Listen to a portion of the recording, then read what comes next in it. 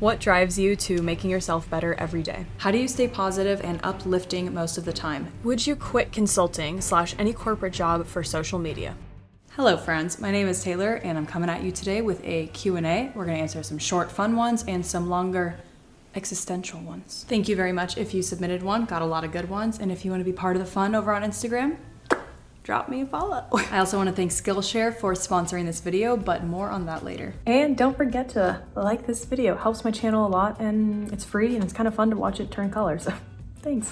All right, let's start out with some short warm-up questions. Wouldn't want to spook anyone with overly deep questions at first. Warm-up question number 1, how was it flying post-pandemic? ?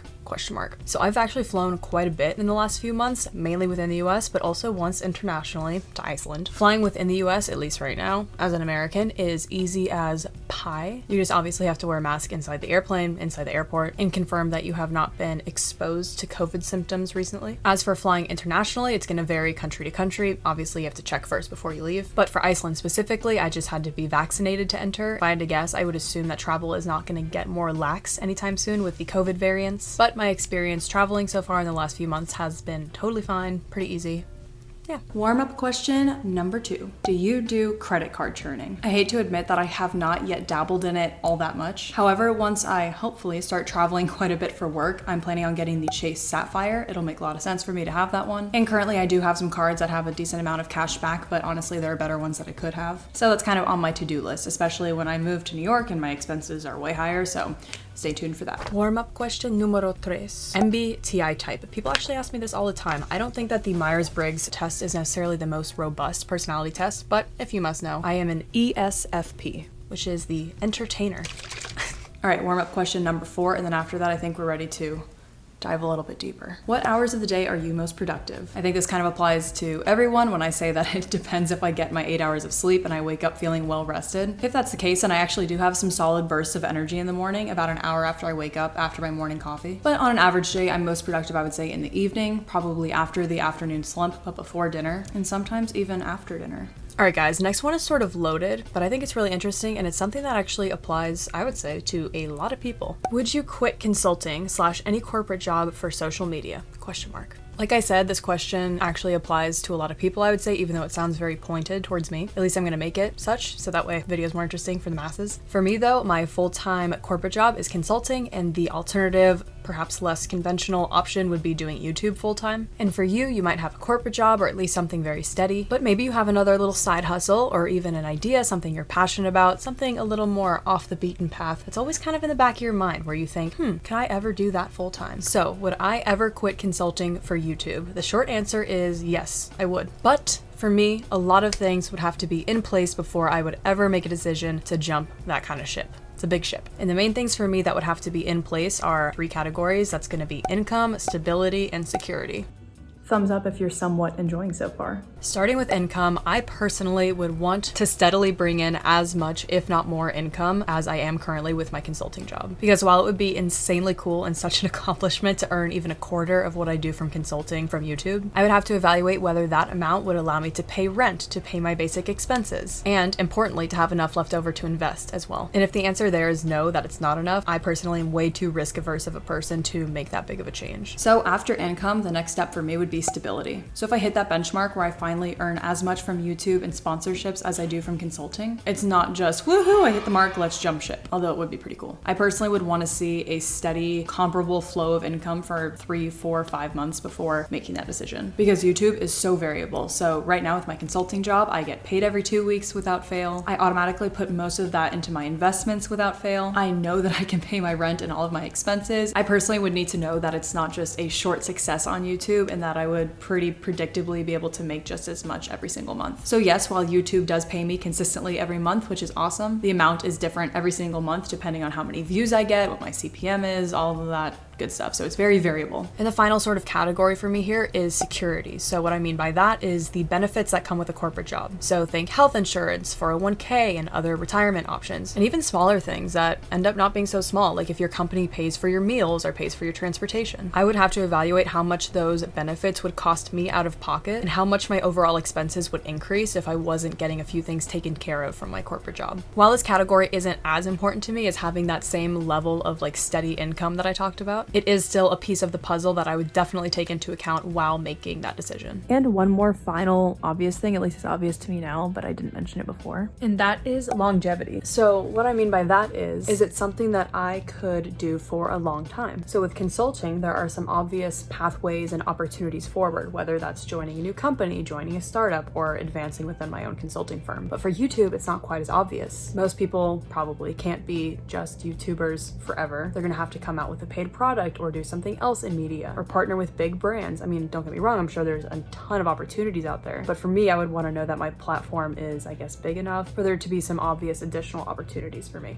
You know what I mean? Like I said, I feel like this question in general, whether or not you would jump ship from a steady, safe job to a perhaps more unconventional and less predictable side hustle, is something that a lot of us think about these days, especially because we have the internet and social media at our fingertips and we can literally create something from wherever we are. So I hope that these few things that I personally would consider when making that decision are hopefully helpful to some of you guys as well. And this beloved topic of entrepreneurship and side hustles brings me to the sponsor of today's video, Skillshare. Skillshare is an online community with thousands of inspiring classes made for creators. Class topics include pretty much anything ranging from freelance and entrepreneurship, film and video, marketing, web development, and so much more. For example, Emma Gannon, who is a broadcaster, podcaster, oh that rhymes, author, etc. She teaches a course on basically how to workshop your dream future and redefine success for yourself, which she says often begins very small with a little side hustle or something you're passionate about. So basically what we were just discussing. One of the exercises in that class that I found especially helpful was the listen to what you love exercise, where you essentially find out what little things throughout your busy day make you feel positive and make you feel energized. And figuring this out in the way that Emma teaches really helps you kind of inform where you need to make changes in your life and also areas where you should lean in a little bit more because, again, it's something that makes you feel excited and motivated. Anyway, I don't want to give away too much of this class specifically, but overall, Skillshare is curated specifically for learning, meaning there are no ads, and they're always launching premium classes so you can stay focused and follow wherever your passions and creativity may take you. And the first 1,000 of my subscribers to click the link below will get a free 1-month trial of Skillshare so you can start exploring your creativity and passions today. And guys, 1,000's a lot. Like, your odds are pretty good, so you might as well give it a try. And thank you again, Skillshare, for sponsoring this video. Now, back to the Q&A.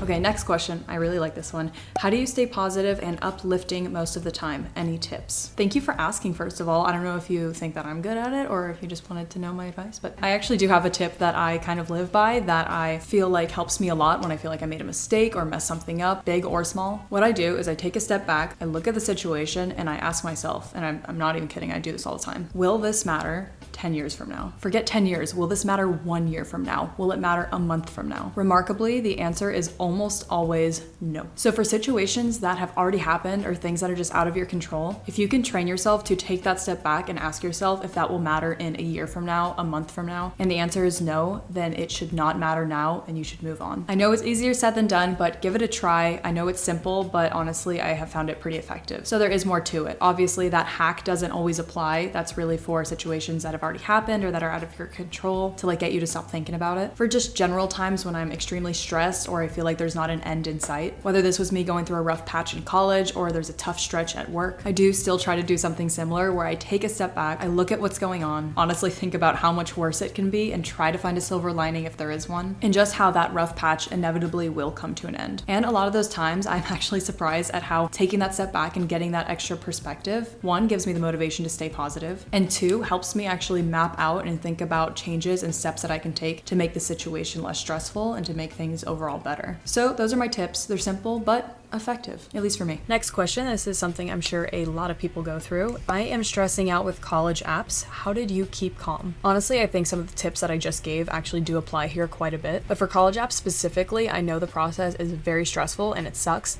but there actually are a lot of silver linings if you think about it. Because the process of applying to colleges and then going to one of those colleges, typically only 8 months after you apply, yeah, it's nerve-wracking and it's stressful, but like, that is such a unique experience and also really exciting if you can like make yourself think about it that way. It's a huge step in your life that you're taking to further your education, to further your social life and your personal development and just growing as a person. So try to take a step back and think about what may lie ahead and what those stressful applications will lead you to. And that may just give you the little boost that you need. At the very least, even if you're not excited about college, once the application process is over, you can pretty much like chill and maybe slack off a little bit for the rest of your senior year and just have a good last semester of high school. Next question is, would you be interested in working abroad? Not only am I interested, for me, it's more so a matter of where and when that will fit into my career path, but absolutely, almost with certainty. Next sort of deep but fair question, what drives you to making yourself better every day? For me, while that one sounds deep, it actually is quite a simple answer. To me, if you're not working to make yourself better every day,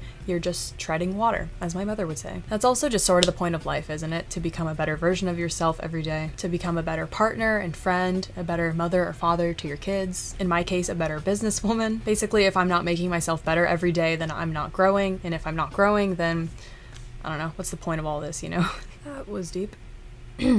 Next question is, how are the finances doing? The finances are doing great. It's been honestly very nice having a steady stream of income coming in every 2 weeks since I started my full-time job. With every single paycheck, I max out my 401k and my health savings account, and whatever is left over after that, I invest almost all of it and just set aside what I need for rent and my expenses. Getting paid is awesome. Being financially independent is awesome. I highly recommend it in some shape or form. And a travel question. You have traveled a lot. Which people in which country did you feel most at home with? While I absolutely cannot understate how much I love meeting other people from other countries and experiencing other cultures. Like, that is a top 5 reason why my Penn experience was so special, because there were so many international students. I personally naturally still feel the most at home with Americans, so kind of a boring answer, but I'd probably say Canada because they are friendly, and I would say that they're the most like the US of any of the places I've been. Next is, what is my opinion of Steve Jobs? I don't know.